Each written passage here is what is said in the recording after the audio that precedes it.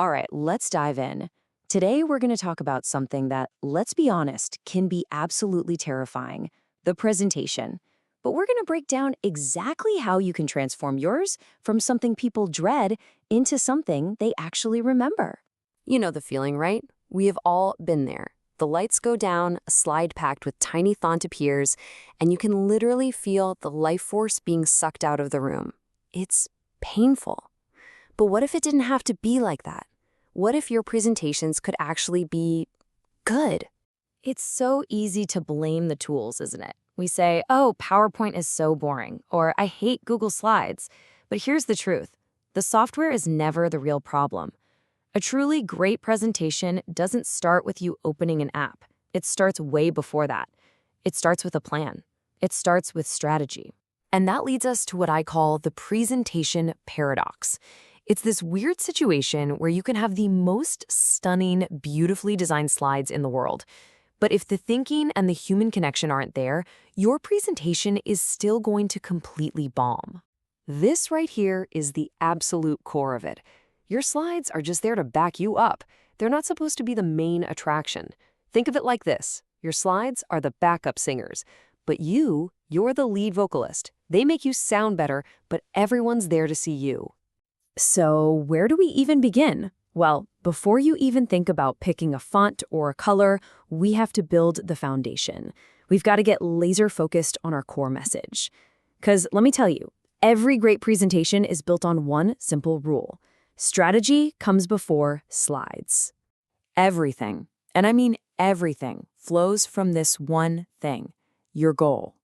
You have to ask yourself, what is this single thing I want my audience to know, to feel, or to do after I'm done talking? Once you have that answer, every other decision, from the data you include to the jokes you tell, becomes so much easier. Now, to help you lock in that goal, you should know that pretty much every presentation on Earth falls into one of these four categories. Are you trying to persuade people to take action? Are you instructing them, teaching them something new? Are you just informing them with a report? Or are you trying to inspire them to see the world differently? Knowing which lane you're in is absolutely key. Okay, listen up. The first 30 seconds are everything.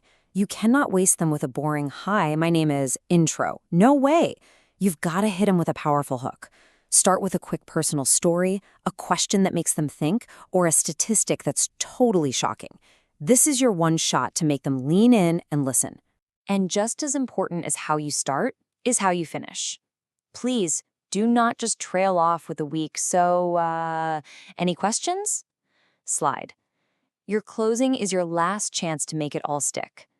Remind them of your main points, give them a clear call to action, and leave them with something memorable. End strong. Okay, so you've got your strategy, you know your message. Now, and only now, can we start thinking about the visuals. Let's talk about how to design slides that actually help your message land, instead of just getting in the way. If you want a dead simple trick for a professional color scheme, use the 60-30-10 rule. It's just like picking an outfit. 60% of your design is your main color, that's your suit. 30% is your secondary color, that's your shirt. And that last 10%, that's your accent color, the pop from your tie or your shoes that brings the whole look together. All right, let's do some rapid-fire design tips. Yes, absolutely use high contrast so people can actually read your text. Keep your colors simple, but the biggest rule of all: treat your slides like billboards, not documents. They're for keywords and images. You are there to tell the full story. Want a pro tip that will immediately make your slides look 10 times better? Learn how to use the Remove Background tool on your images. Seriously, in just a couple of clicks, you can pop an object right out of its background and put it on your slide. It's a total game changer for a clean, professional look. Okay, we have a solid strategy, we have great-looking slides. Now for the most critical piece of the entire puzzle: you. Your delivery, your energy. That's the human element, and honestly, it's what people will remember most. Your physical presence says so much before you even speak. You want to be intentional about it. Make eye contact with people in all parts of the room. Stand up straight. Use silence and pauses to add weight to your words instead of filling them with ums and ahs. And whatever you do, Don't turn your back on the audience to read your slides. You should know your material. Connect with the humans. When it comes right down to it, the single most powerful tool you have as a presenter is just authenticity. The researcher Brené Brown says it perfectly here. It's about choosing to be real. When you're genuinely passionate about what you're saying, people feel it.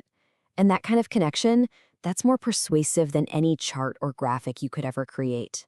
So let's get real about the world we live in now. Presenting isn't always in a conference room anymore.